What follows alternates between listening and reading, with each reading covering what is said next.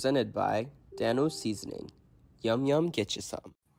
What's going on, everybody? Welcome into another episode of the Sun Belt Syndicate. Very excited to be able to bring this one to you tonight. If you're a Cajun fan, you're already familiar with our guest of the hour tonight, or hour and a half, or 40 minutes, whatever Cory wants to give us, we're going to let him give us tonight.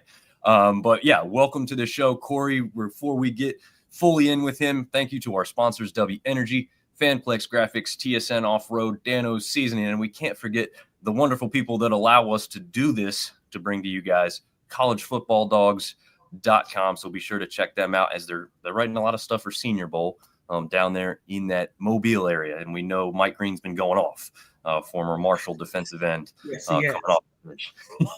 Yes, he is absolutely lighting up Twitter. So if you haven't been on there in a day or two, good luck scrolling through the same video of him plowing through somebody many, many times. So welcome into the show, Cory. It's a pleasure to have you here tonight. I know we've been kind of following along your journey, but we're going to ask you a bunch more questions about it tonight and kind of see where everything stands. But first and foremost, man, personally, how are you doing?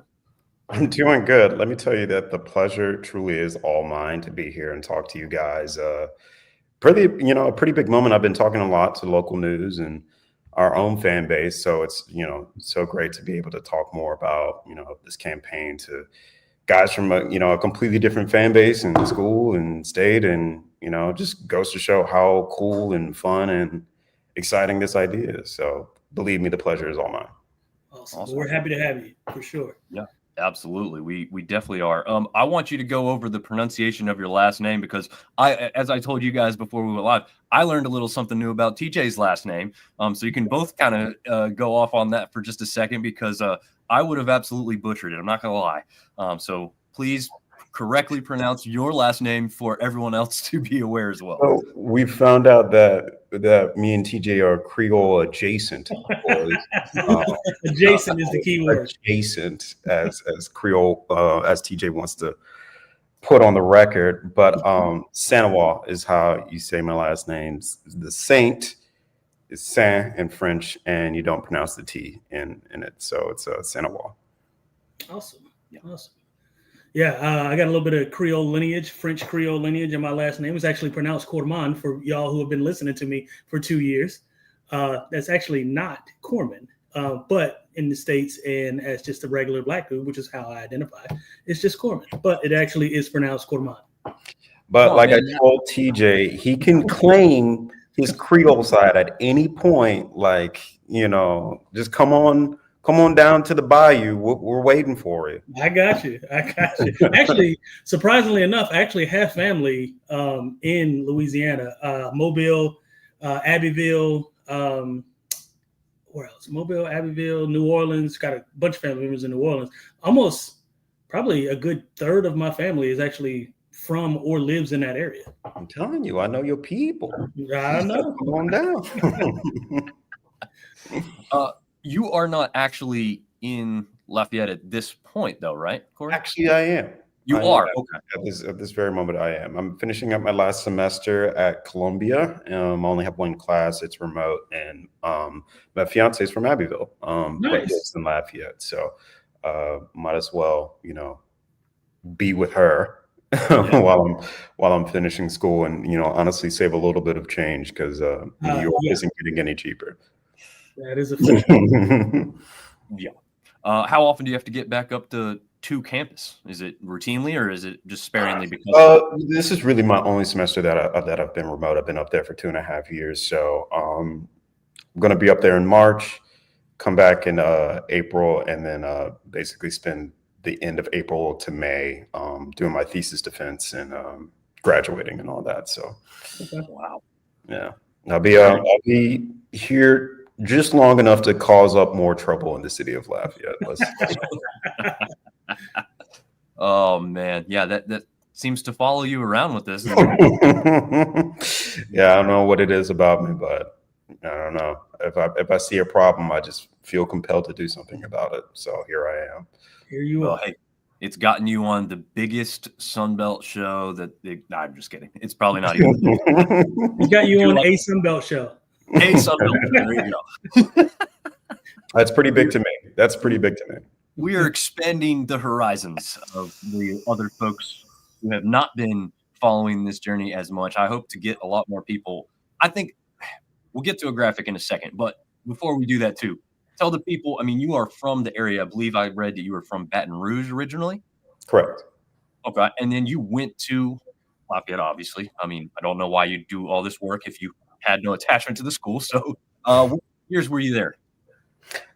So I moved to Lafayette to go to UL in 2012, and I fell in love with the city, the culture, the people, the food. I mean, even though Baton Rouge is just an hour away from Lafayette, it's just two completely completely different places, different culture, just approach in life. It's just different, and I like it here better. Completely honest.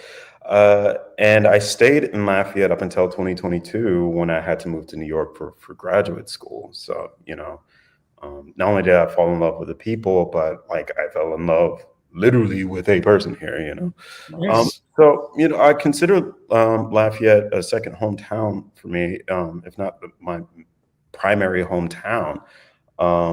Since then, since moving to New York, I've gone on to make a whole short film in Cajun French, the first narrative entirely in Cajun French in decades. I've become fully a part of this Louisiana French renaissance that's going on in the southern part of the state right now.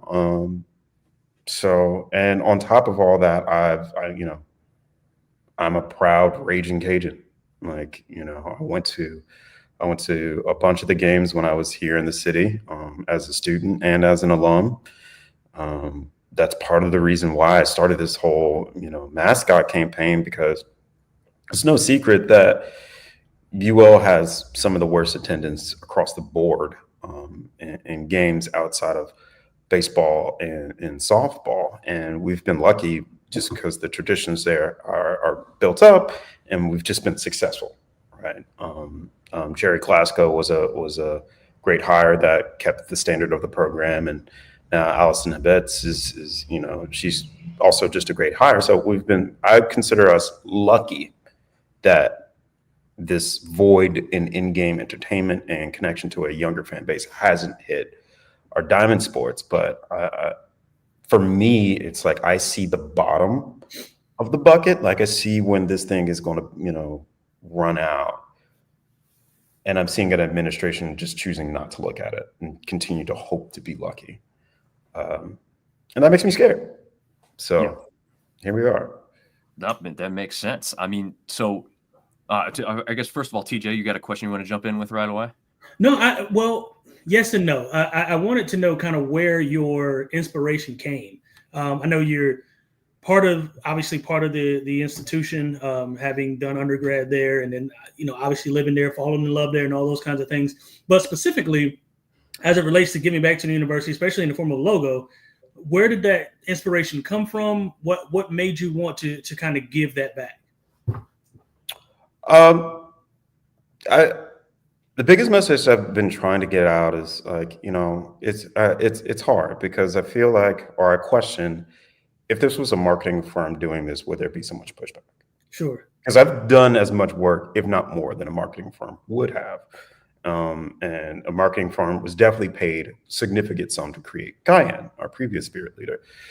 But that failed. So when it came to the creation of Albino and this campaign, like I have done my due diligence. I'm a professional artist. I graduated from UL with a degree in visual arts and a BFA, and my current MFA is in storytelling. Basically, it's screenwriting, but that's storytelling. It's building a character. It's creating a product that is sellable to audiences that they can connect with and can have longevity. That's what you want for a good film. So the same amount of work that I do with all of my films and all of my previous artwork, I've done with Albino too. I've researched different characters, I've researched different colors, I've researched why did the previous characters fail, and what would work best for our university, for our community. And what I've just found is like an alligator is already here. Right. Like images of alligators are everywhere. They truly are everywhere because it makes sense because Louisiana actually has the most alligators out of any state. People would think it's Florida because of the Florida Gators. And the Everglades, yeah. Full statistic, Florida has 1.2 million alligators. Louisiana has 2.3 million alligators. Wow. That's how many are here. Add on in the middle of UL's campus is Cypress Lake that has literal alligators in it. One of the things they built a fence around it now, but one of the things that would happen. Did you have to sign like a what is it called? What is a waiver to even go to the school so you don't fall No, under? no. That was the funny thing. It's like when it would rain too much, the water levels would get high, and it wouldn't be uncommon for an alligator to get out of the swamp. It would be like, oh hey, like some student would take a picture of it. It's like there's a little alligator walking on the sidewalk right now, and then I don't know who the university would get to go put it back into Cypress Lake, but that's how prevalent they are within our campus life, within our culture, within our iconography, you know. So it just seemed like the obvious choice that we've just been circling around or avoiding for so long for uniqueness sake. But you know, you can have a spirit leader that is a literal turd, and that would be unique, but that wouldn't be good. Right. I mean, as a trained artist, I know the line between unique and good and how far unique can push you before it gets in the way of being good. That is a fact. Yeah. And the Cajun Man attempts before, was that something you said, you know, obviously didn't last very long? Cayenne, I feel like, was maybe the closest that I've seen since being aware and following the Cajun team and school. But it seemed like some people loved it, some people hated it. It wasn't really a full send, I guess, is kind of the way I'd say it. But yeah. I mean, honestly, if Cayenne was here today, I wouldn't be doing this. Like, if the university had anything, I wouldn't be doing this. This wouldn't be a thing. People would just hate Cayenne. But obviously, things were bad enough that Cayenne needed to go. And now that he's not here, what are we doing thereafter? I mean, yeah, the Cayenne had 3 different costumes. Most people don't even know about the first costume because it was just that bad. And that was after the school spent, you know, over 20 grand on a marketing firm to build Cayenne and basically change his whole image. And then had to spend more money to get a second costume that looked demonic, and then had to spend more money to adjust that costume. So that's, you know, one of the reasons why they ended up moving away from it, because it was just it was a money pit. I mean, it's hard. It's Lafayette literally is the most Catholic city in America per capita, like versus population. So you have this basically walking red demon of flames trying to play with kids. You know, we're teaching them about the devil. What color is the devil? Red. Where does he live? The fireplace. So we have this you know, anamorphic pepper that looks more like a devil than anything going around in our predominantly Catholic Christian community. I can see where, you know, some. It makes sense. It makes sense. I can see what it would be. So going through, I assume name is albino. Is that the inspiration for the red eyes? And with albino, is he going to remain sort of the white skin on the sideline? Like, what are we doing as far as building the persona and character of who albino is? So there's what I imagine albino and what I give to the fans to do when he's here, you know. Just from his, you know, I've thought about his name to, well, one, going off the failures of Cayenne, is that in order to really send home that he's a hot pepper, they added orange and yellow into our school's colors, and our school's colors are vermilion and white. They're red and white. Right.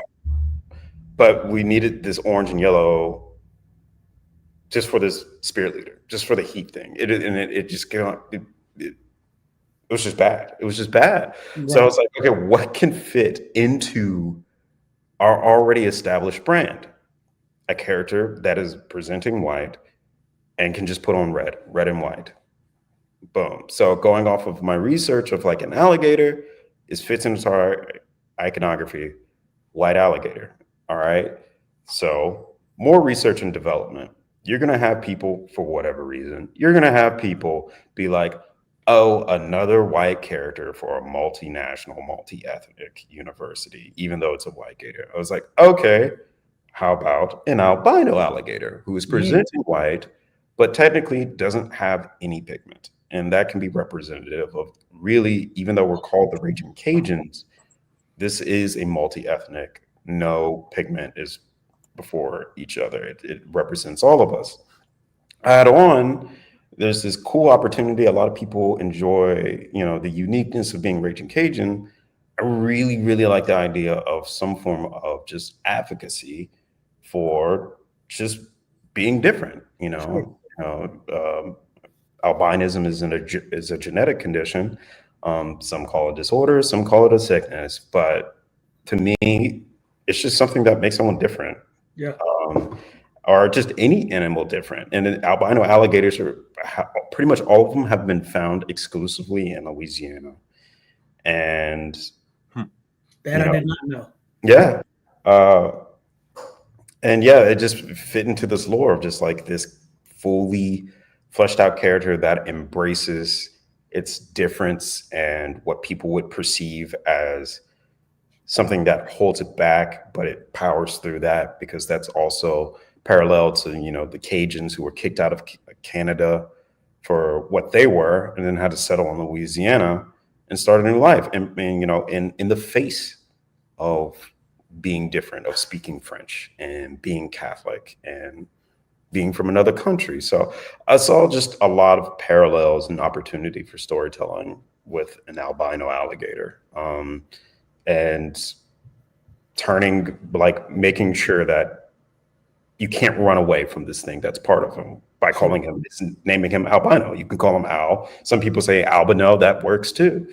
But yeah, I just really love this character that it's just like, yeah, I'm different. So are Cajuns.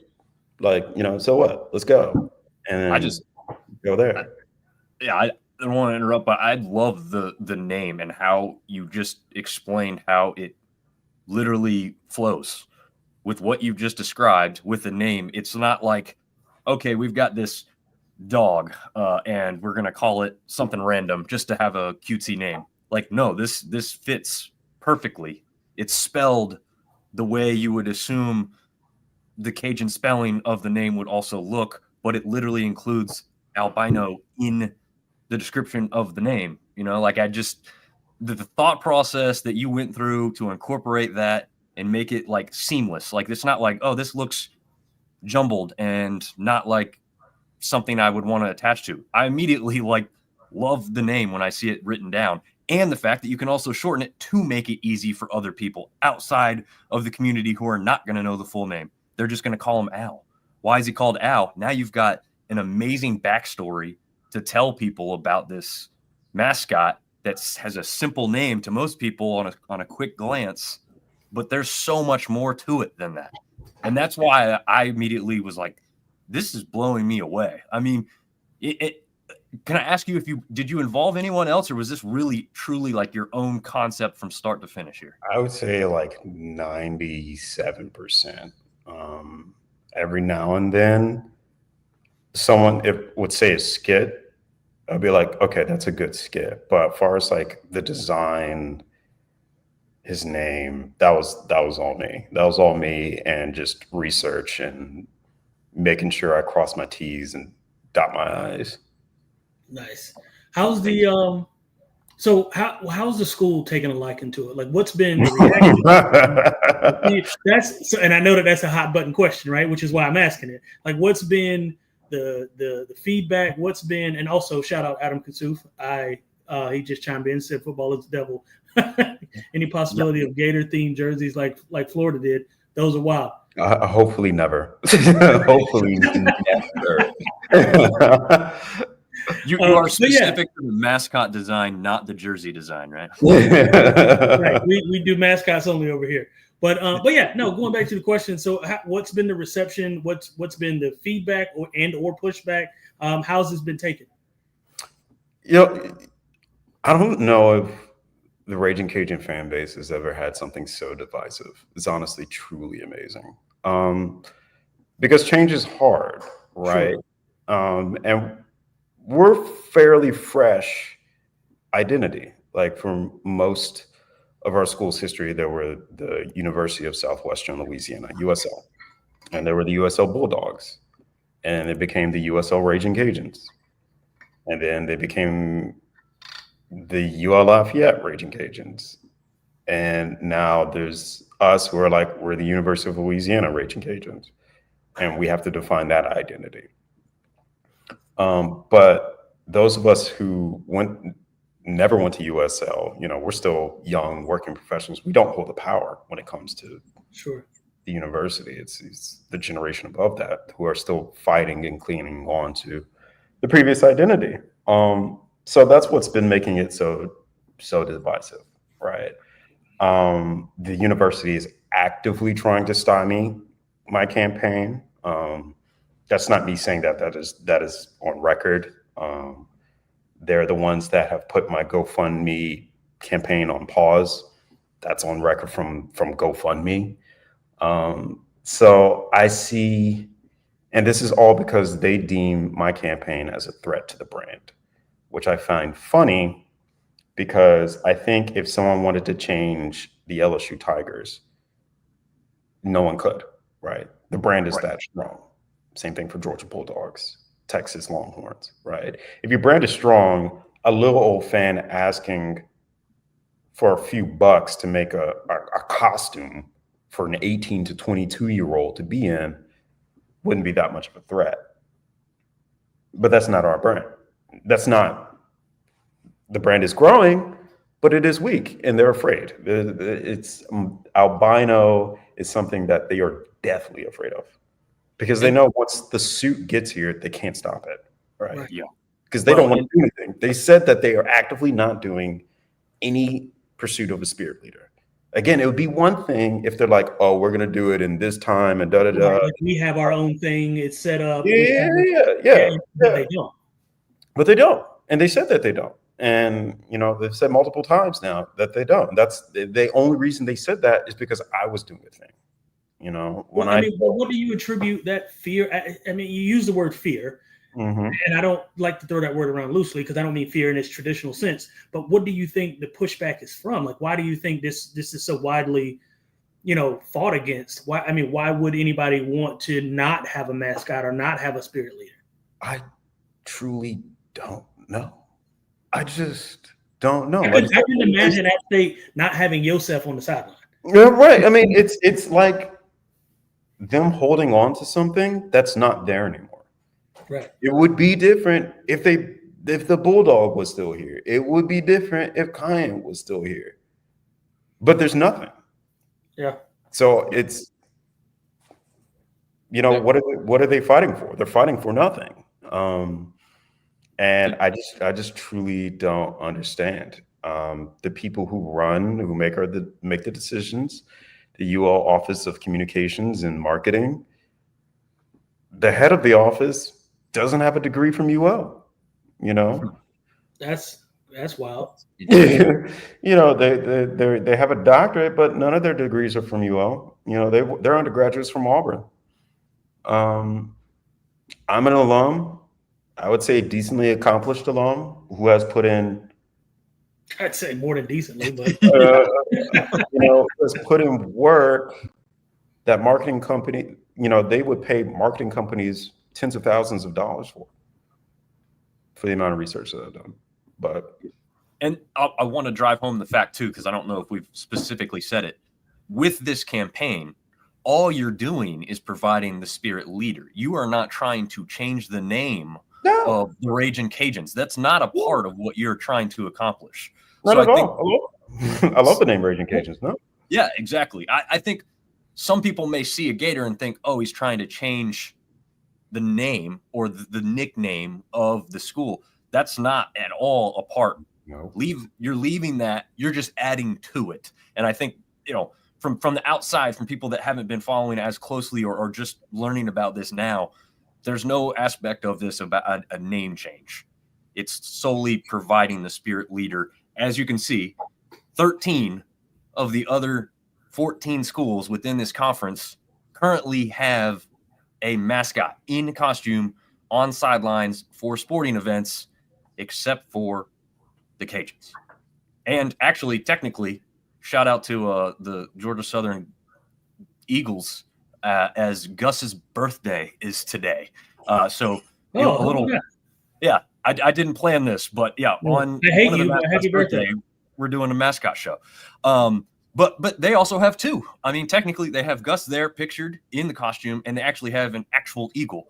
At some point, do you think they'd ever capture an albino gator and have him on the sidelines too? Dude, I don't know. I'm just trying to get the suit. One thing at a time. Let's focus on I know. One thing at a time. Part of the stuff that, always imagining, and I've thought so much about why a white alligator specifically. A lot of things, a lot of universities, you see a statue of their spirit leader, right? At Coastal Carolina, there's a giant chicken, right? And at UL, we have nothing, right? A lot of these spirit leader statues, they're become part of the school's iconography.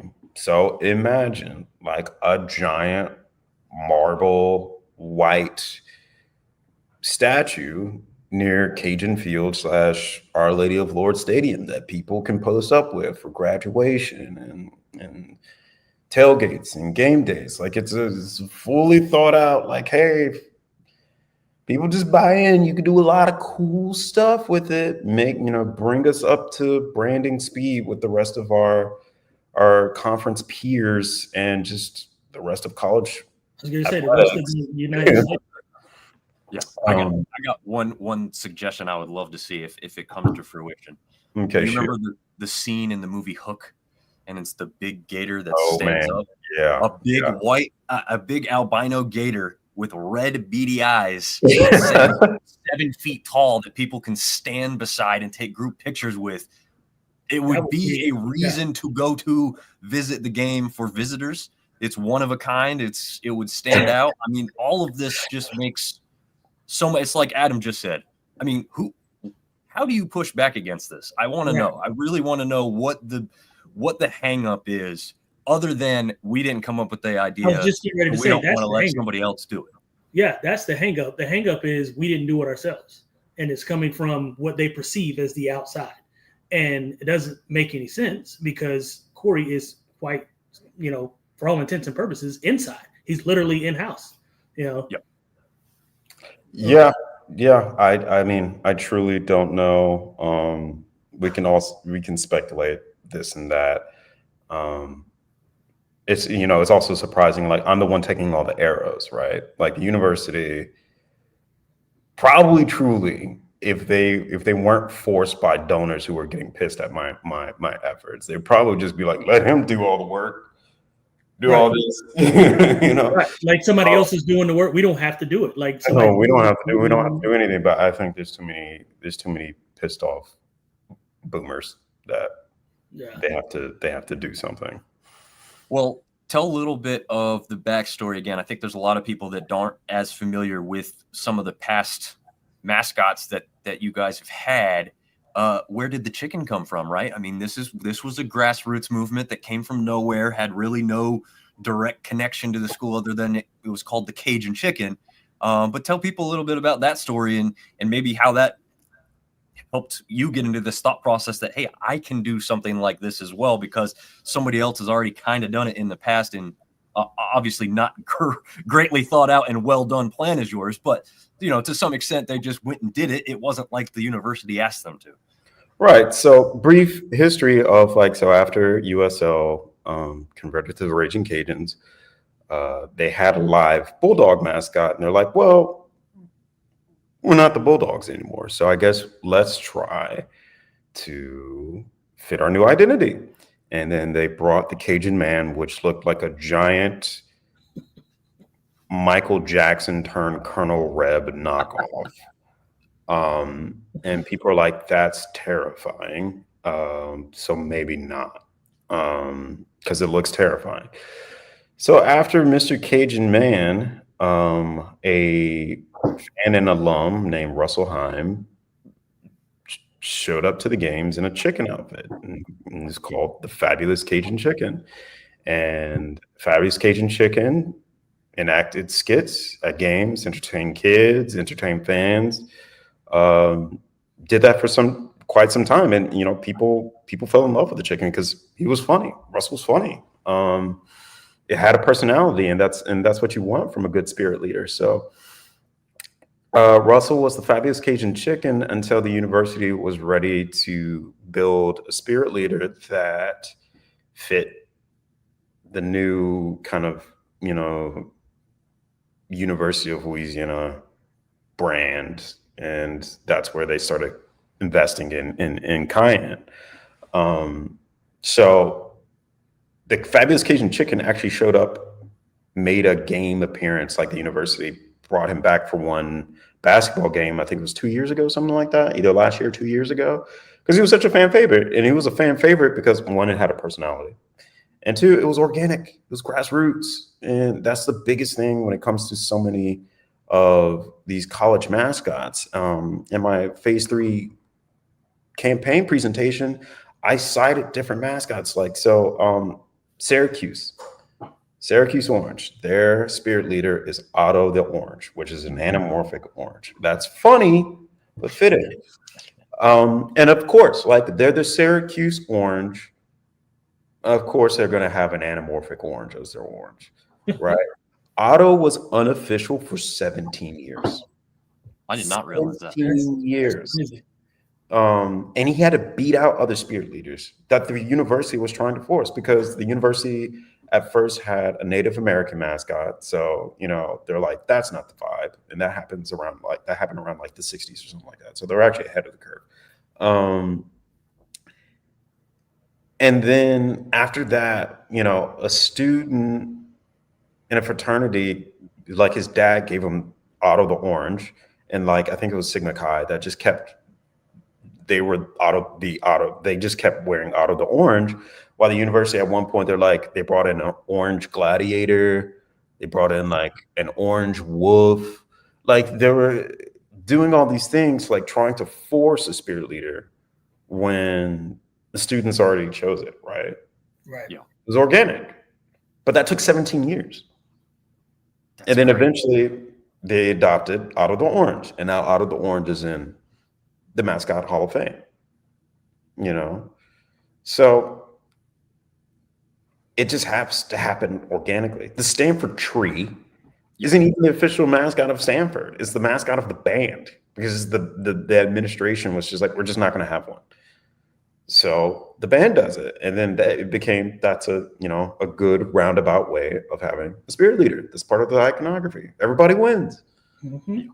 And that's not even a good looking one. Honestly, Yeah. It's kind of like a joke of a mascot. But like you said, it exists. People rally around it. There's merchandise made with the thing around, T-shirts and hats and all kinds of stuff. It's just speak to that, though, because there have been some people, I guess technically, is this trademarked or anything? Can anybody just print this?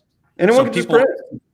People have done that, though, right? There's students on campus that have been seen wearing OWL T-shirts and otherwise, merchandise, essentially, right? Yes, and that was great. That's the point.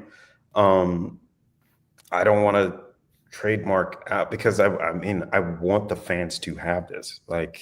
I think one of the big drawbacks with cayenne is like, who can own an anamorphic pepper, right? Like if I want to show my UL pride outside of just buying a shirt and use the Spirit Leader, like I'm not going to have an anamorphic pepper plushie, right? I posted that on my Twitter feed today of like someone made their own albino plushie, a little white alligator, put him in a red graduate cap and gown next to UL degree. He doesn't even exist yet, guys. He doesn't even exist yet. This is all imagery. That's how good the idea is, you know? Yes. And that's what the Spirit Leader represents. That's what albino represents. Is like, you know, if, you know, you guys as app guys, it's easy to draw Yusuf. You need a beard and a hat, and like you can show your pride, and that's cool. Like it's cool that you can take that iconometry, that character, and create so many different ways to show your pride. And that's just something that's been missing for UL fans for well over 20 years now, because that was really hard. You know, flaming pepper isn't that interesting, right? Well, I think, like you said, if someone doesn't know what that is and they're presented to it, I think exactly what you said earlier. Like they're going to look at it as a demonic demon. They're not going to identify it as a pepper. There's nothing immediately. I mean, if you saw the bottom where it like curves a little bit, maybe you assume it's a pepper, but the top half of its head doesn't necessarily tell you immediately it's a pepper. It looks more like flames off the top of the head of the thing. And you know, again, like you said, imagery could be an issue there. This, I don't think, I mean, the most scary aspect of this is the red eyes, which I also think is probably the coolest aspect of this. Mm-hmm. And you have you've also incorporated Louisiana lore within that as well. What was the thought process of putting the fleur-de-lis? Is that fleur-de-lis? Fleur-de-lis. Okay. Does not pronounce the last little bit. That's what they hit me with that. They just have some letters they don't quite pronounce. Don't really do it. Don't really like some of those in letters. But yeah, just explain the thought process of kind of including that, because I think that's a really cool touch. For those of you, I can make this full screen. For those of you watching, you can see on these top two, I believe it's on at least the top two there. He's got it within the eye of the gator itself, which is just a really cool touch, I think. Yeah, it's also in the bottom left one as well, too. It's just really small. Okay. Yeah, I mean, I just found opportunity for more individuality. A lot of people are like, oh, this is too much like Florida, the Florida Gators and all that. It was like, well, here's something. You can look at a white alligator here and you can see the fleur-de-lis in its eyes. And if I'm somebody of like, clearly that's not Florida, right? Like it has to be Louisiana. What else would it be? What else would it be? Yeah. What else can you make? What other character can you make and like see it from a distance? You could take away all the words, just see it from the distance. Be like Louisiana. Yep. Louisiana. And that's so powerful. That's so it. Yeah. Yeah. And It's like Adam just said. Oh, yeah, good question, Adam. How's it spelled? Albino or albino? It's the EAUX. That's what I figured. Yeah. It only makes sense. That's what I'm saying. It's perfect, right? Like it's literally every single detail has been mapped out purposefully, thoughtfully, and it fits eloquently. Like it is exactly what it should be. And I'm not saying this, but I could care less about Louisiana. I'm obviously an App State fan. We have your people. Exactly. Your family. You're saying that you're one of us. That's right. But it makes sense, man. I mean, it is. I cannot for the life of me understand why there would be any pushback at all to this. I mean, let me rephrase. I understand from the perspective of the person who's creating it, aka Cory. I get why they would be pushing back against you. For a multitude of reasons. But from a does it make sense standpoint, I can't imagine there being any other rationale for why you wouldn't have this. You know, I mean, it just stays a mystery. My big thing is like, I'm going to nerd out a little bit if you allow me to nerd out a little. Yeah, Absolutely. do you think? I Mhm. nerd out a lot about football. Do any of you guys play video games? Oh yeah. Okay, so I'm a big Civilization fan. You ever heard of Civilization? Yes. TG, you ever heard of Civilization? Or No, Civ? I don't play a lot of video games unless it's Okay. Madden, Call of Duty, or He's got a ball or a gun. I don't know what it is. yeah. This is a He's bowler. working on this. Yeah. Show him this, TJ. He's doing a little bit more of this than the video gaming aspect. Yeah. Well, there's this video game called Civilization. It's on its 7th iteration. That's about to come out in about a week. Actually, very excited about it. But it's been the game is the name of the premise. You start off with just like one village, and you take it all the way into this massive civilization that has multiple cities and an army, and building rockets and all that stuff. I'm a big history buff, so I eat it up. I love it. I bring up Civilization because for the past 2 iterations, the developers have made pretty significant changes to the layout of the game. This iteration, Civ 7, being the biggest, right? I'm not going to bore you on the details, but basically when they announced that this change was happening, of course, the internet is like, oh, this is when I stop playing Civ. Oh my gosh, they're ruining it. Oh, this is going to be bad. Oh, I'll just keep playing Civ 7 or 6 or 5 or 4. And the big thing being like, or you could just wait and play the game or see other people play the game, and you'll see how good it is. And that's usually what happens. This happens. There's all this big rush of like, oh, this is going to be bad. And then you see it in practice, and you're like, okay, this is actually way better than what was established before. This is great. I never want to go back. Well, and it's the same thing with anything, right? Sorry, it literally is. I was watching something on, and this is obviously not related, but you talk about change and how change affects people and those kinds of things. I was watching something that was on, I think it was on Instagram or Facebook, whatever social media platform it was, back in, I think it was the 70s, early 70s, maybe late 60s. They were trying to get people to stop drinking and driving. So they were passing this campaign about not drinking and driving. They were starting to make it a law that you can't have a drink and beer. And it was like they had these people on camera, and it was like, it's a shame a guy can't get off work and have a couple of beers on his way home. And it's like, now you think about it, it's like, that sounds insane. Like, why? No, you should. Well, or you could just wait until you get home to have beer. How far away do you live from work? Like, what are we doing? And so, like, but to them at the time, it's like, you're changing the whole way we think. Like, and to me, that's in part what is going on here. It's like, we've never had this. This doesn't make any sense. When 10 years from now, the people who weren't a part of this will say, well, it didn't make any sense to not have this. Like, imagine life without this. That's always the case. That's always the case. Well, all this pushback, all this fear from the university, this community divide, albino hasn't taken one step on the campus. Right. It would be a different thing if the suit was here and it was actually offending people or doing stuff or like soiling the brand. It's all images. Yeah. And the crazy thing about that is that shows you how powerful it can and will be. It shows how powerful. And that's just what I mean by the fear and the insecurity. It's because they know that.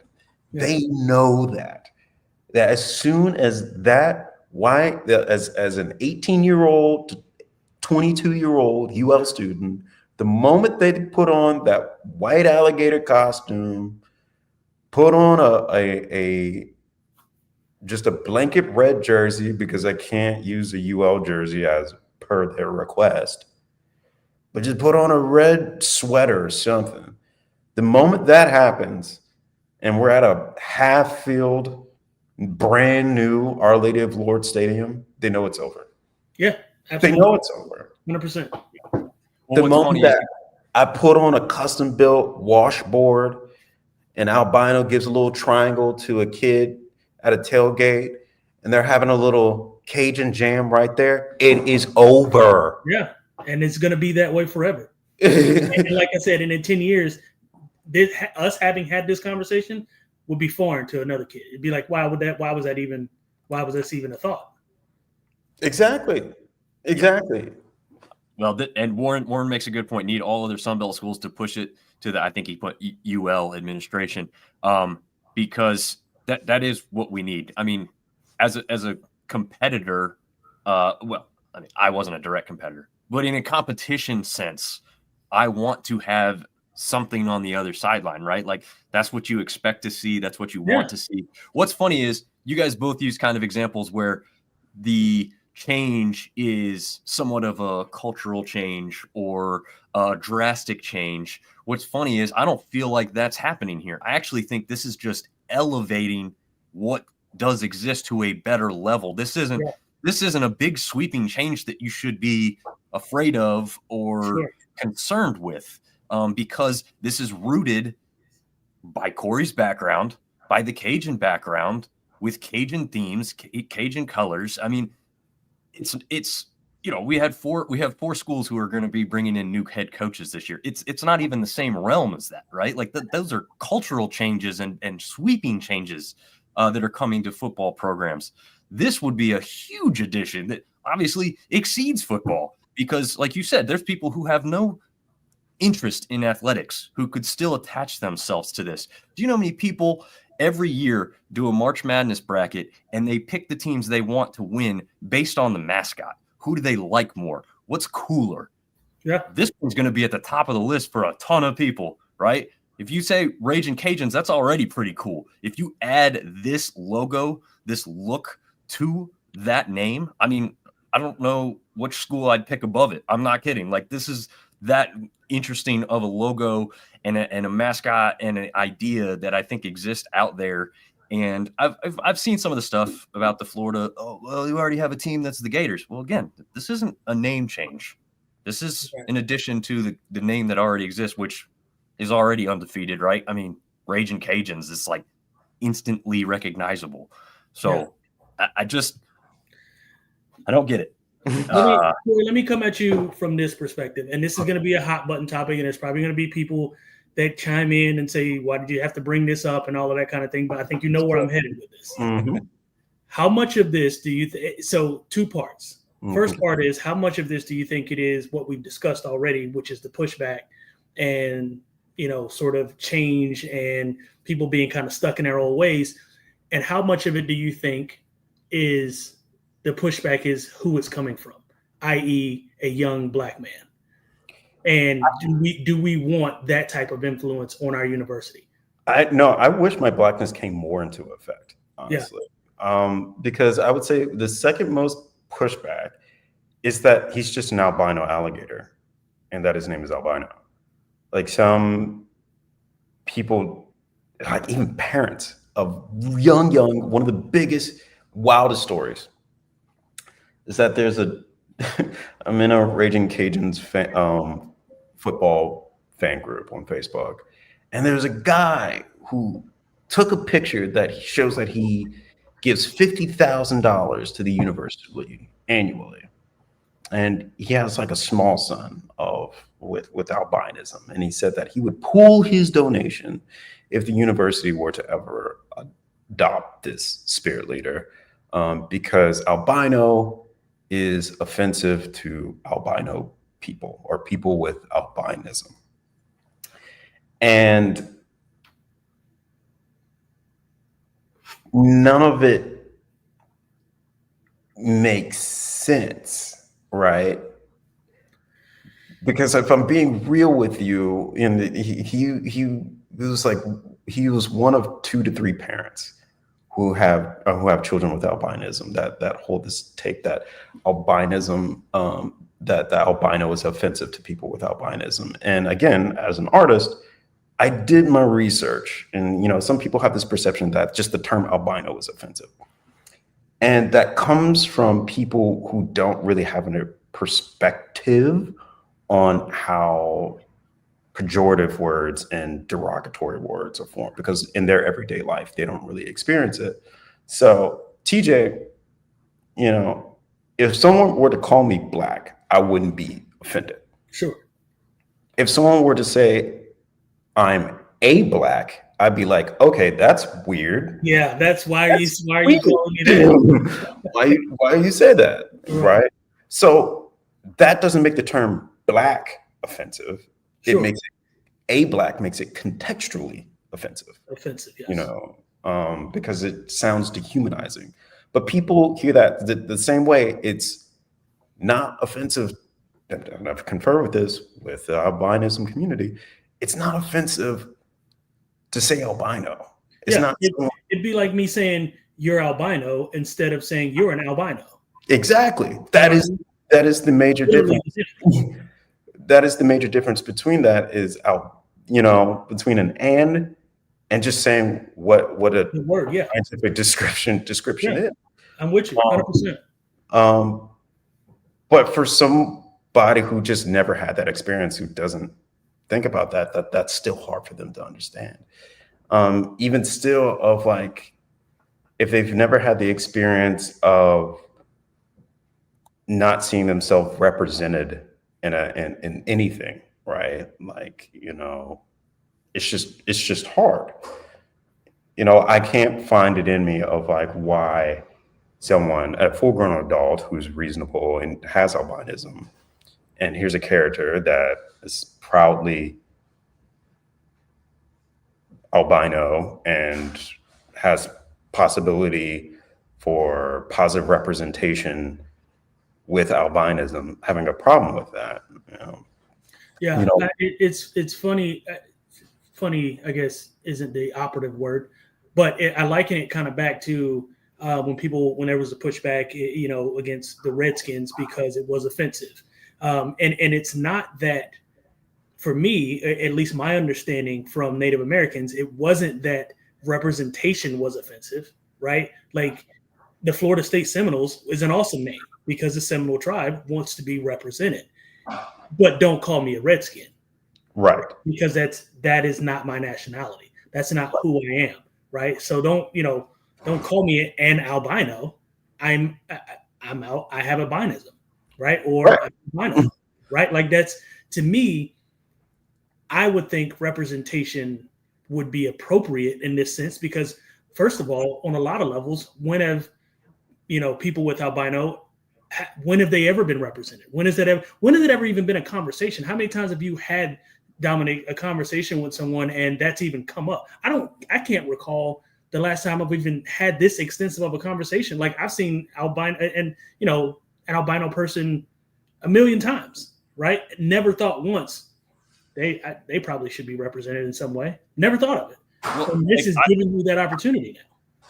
Yeah, I think back to I guess my in-laws and my wife lived in a neighborhood where they had an albino deer, and everybody wanted to see the albino deer. It's not right. Plentiful. It's hard to see. It's elusive. It's a really cool thing. Like they said, they would get up in the window and watch it walk through, and it's just like elegant, right? Because it's like this thing in nature that doesn't exist often, and some people will never see that type of thing. I mean, that it's exactly the opposite of what Cory is experiencing with that story. To me, it's crazy. Like I want to have something like this because it's rare, and it's cool because it's rare. It's not bad because it's rare. Like, don't be afraid of this. Embrace it. It's just crazy. It blows my mind, and just don't really get the fact that there's really any pushback. And that's why you've already done like a number of other podcasts that I've listened to and heard you talk and had interest in having you on here, because I like I'm the visual learner, so I like to put together a little bit more of a visual show. But it made too much sense to have you on here and explain so much more than what just appears in front of you, because when you put history and context behind it, why it is the way it is, how it was done, why it was thought up in the first place, like it just sells it even more. Right? It'd be different if you came on here and was like, well, just like Gators and it's red and white or vermilion and white because that's the school colors. Like, okay, that would still be cool, right? Yeah. But like this is a whole different history lesson that just has and evolved. Honestly, the first time I saw this, which I think we talked about it last season, Yes. Was the first time you brought it up. I was like, oh, that's cool. Literally had no other thought behind somebody just made a gator albino, and because Lafayette's colors are red and white. And that was, to me, that was enough. Now, knowing the backstory and having known what you've gone through intellectually to come up with this and sort of putting the grassroots effort behind, now I've seen it for what it actually is. And not only did I like it then, now I love it because it makes even more sense. Yeah. I appreciate that in both of you. I appreciate that. Like, this is also the longest conversation I've had on any podcast about this character. So the irony of that, is pretty funny. But I mean, we all just keep circling back to the same thing of like, oh, this is a slam dunk. Yeah. Why isn't this already a thing? And not only is it, why isn't this already a thing? Why is the school actively fighting it? This whole week has been trying to fix the things that the school blew up, right? And try to blow up. But they can't stop me. They can't stop the fans appreciate, like, all the stuff. Albino has been painted at the Acadiana Center of the Arts in downtown Lafayette. I didn't tell them to do that. A fan did that. A picture of albino was put in the McDonald's across the street from campus. I didn't tell them to do that. I don't even know who did that. Someone else did that. Right. Someone made their own plushie.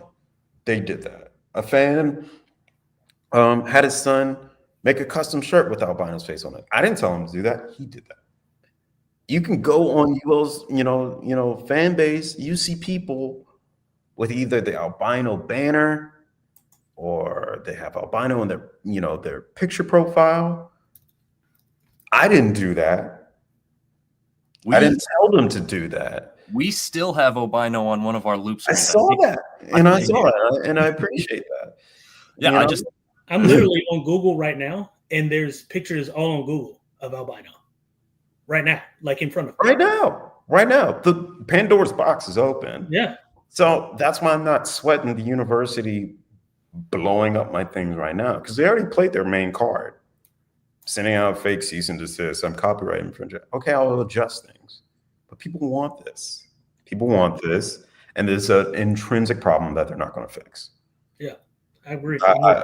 In my history, I've been an activist before. I'm still an activist, but I was thinking about this on the way of setting up here to tell you guys about this. That in downtown Lafayette, there was this statue of this old Confederate general from the area that became more and more divisive every year, right? And I was a part of this coalition that really wanted the statue just moved from downtown Lafayette, where it was the most foot traffic and everything. And we waited from the moment that we first, set up a protest or anything. We didn't tear it down. We were completely civil.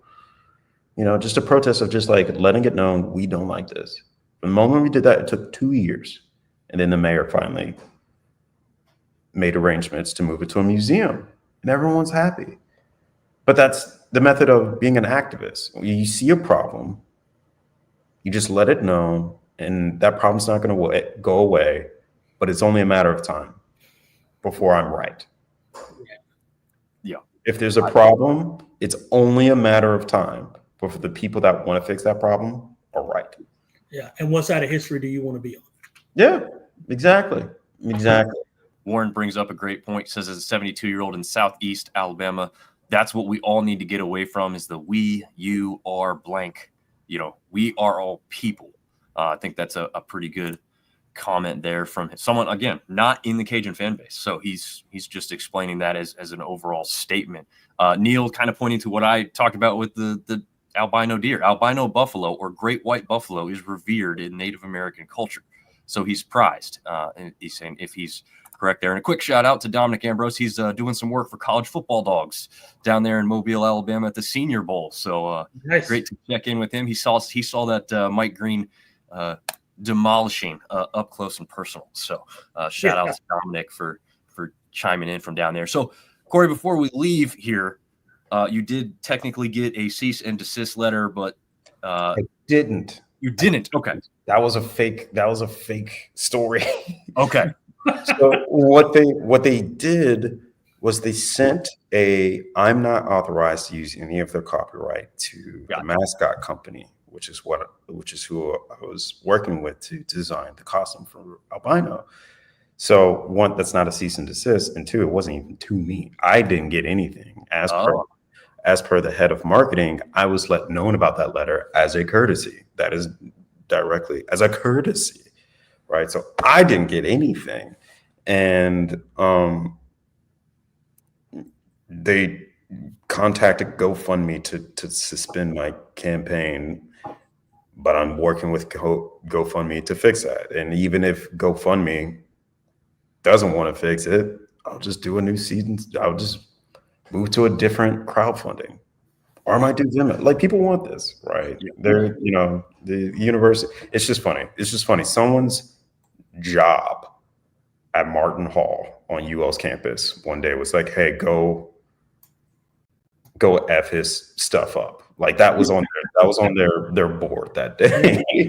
That was funny. That's funny. Tuition, admissions, ticket sales. Oh yeah, and go mess Cory stuff up. Yeah. It's just like someone's job is like, go look at Cory's social media, see what his next move is, and let's go F his stuff up. That's going to be on the data board, and it's going to be on the board for a while. Let them keep coming. Right. It's going to be on the board for a while because people want this. I'm going to keep pushing. Albino's going to get here. So. To be clear, you have reached out trying to essentially do a presentation or send them this information to explain all of this, and they just haven't been open, correct?